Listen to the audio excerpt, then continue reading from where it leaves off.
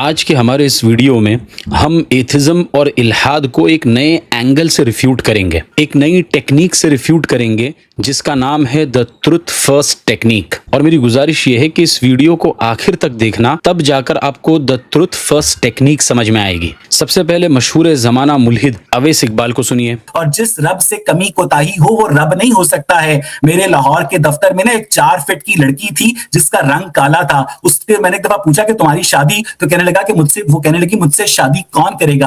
अब लेकिन उसका भी खालिक वही है जिसका खालिक जो एंजेलिना जूली का खालिक है, जो ऐश्वर्या राय का खालिक। तो मुझे ये समझ नहीं आती कि वो जो आपका अलीम रब है, क्या अपनी ही मखलूक के अंदर ये अनइवन डिस्ट्रीब्यूशन करने वाला कोई अलीम रब कर सकता है? ये इस बात का सबूत है कि आप जिस रब को मुनसिफ समझते हैं वो रब हकीकत में एग्जिस्ट नहीं करता।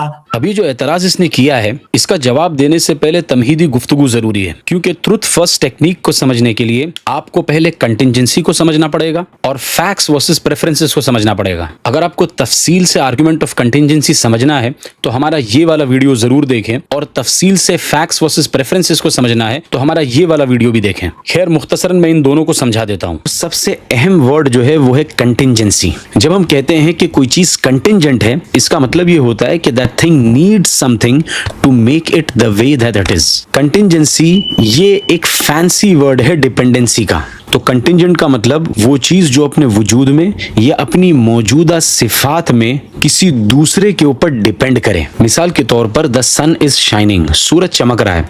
अब ये सूरज का जो चमकना है ये कंटिंजेंट है, ये किसी और चीज के ऊपर डिपेंड करता है।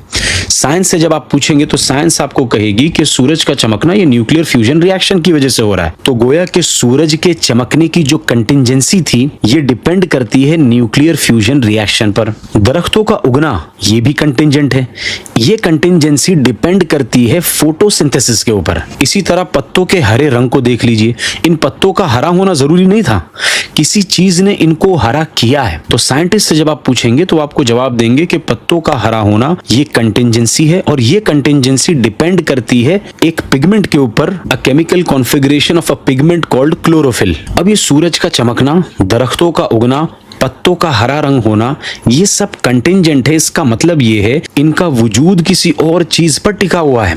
सूरज के लिए चमकना जरूरी नहीं था, कोई चीज थी जिसने सूरज के अंदर ये चमक पैदा की। दरख्तों के लिए उगना जरूरी नहीं था, कोई चीज है जिसने दरख्तों को उगाया, जिसको साइंटिस्ट फोटोसिंथेसिस कहते हैं। पत्तों का हरा होना ये कोई जरूरी तो नहीं था, इसका मतलब कोई चीज है जिसने इन पत्तों को हरा किया, साइंटिस्ट कहते हैं दैट्स क्लोरोफिल। इसी को कंटिंजेंसी कहते हैं।